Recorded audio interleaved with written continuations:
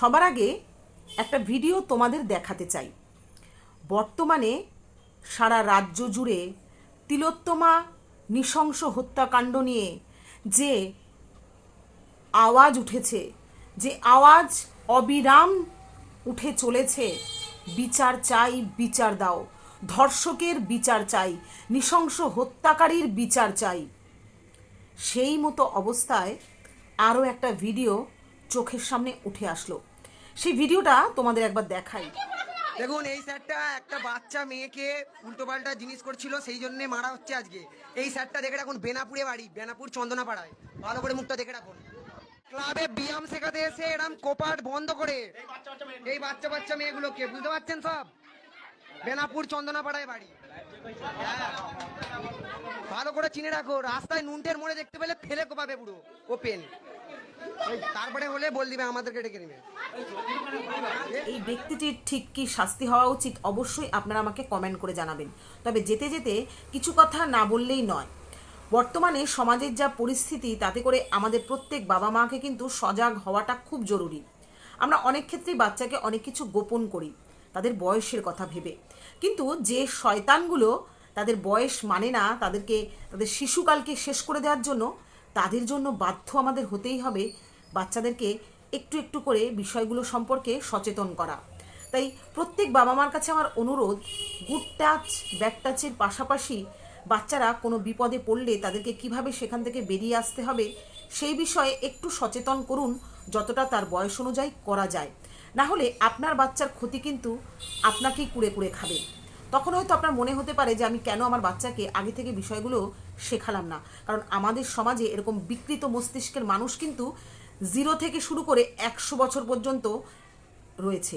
অর্থাৎ বেশি বয়সী মানুষ মানে যে তার কাছে সেফ তা কিন্তু নয়। তাই আপনার বাচ্চাকে যেখানে পড়তে পাঠাচ্ছেন, কিংবা ড্রয়িং শেখাতে পাঠাচ্ছেন, কিংবা ডান্সে পাঠাচ্ছেন, কিংবা সাঁতারে, কিংবা যে কোনো খেলার ময়দানে খেলতে পাঠাচ্ছেন, অবশ্যই করে আপনার বাচ্চার বাড়ি আসার পর পরিস্থিতিটাকে ফলো করার চেষ্টা করুন।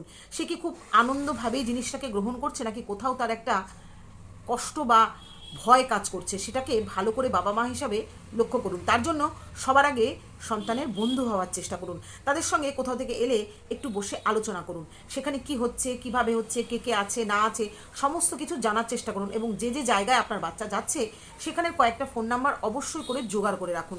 তাতে করে আপনার বাচ্চা কোথায় গেল না গেল আপনি কারো না কারো দ্বারা জানতে পারবেন, এবং তার ওখানে কোনো সমস্যা হচ্ছে কিনা তার গল্পের মধ্যে থেকে, গল্পের ছলেই আপনি জানতে পারবেন।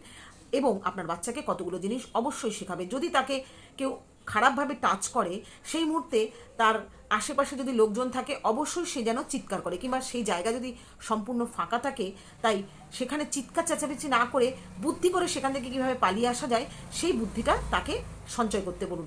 এবং আসার পর, তার কাছ থেকে সরে আসার পর সবার আগে আপনাদের কাছে আসতে বলুন, এবং বিষয়টা বিশদে বলতে বলুন, যাতে বাইরের অন্য কারো কাছে সেই ঘটনা না বলে। কারণ অন্যের মধ্যে কি আছে না আছে আপনিও জানেন না, তা আপনার বাচ্চাও জানে না। অতএব সবথেকে বড় সেফ জায়গা হচ্ছে বাবা মার জায়গা। তাই সবার আগে বাবা মাকে যেন বিষয়টা এসে বলে, এবং তাহলে পরে আপনার বাচ্চা কিন্তু এটা বুঝতে পারবে যে বাবা মা যখন তার বিষয়টাকে নিচ্ছে, তাহলে তাকে সাপোর্ট করার মতো এবং তার হয়ে প্রতিবাদ করার মতো কেউ আছে।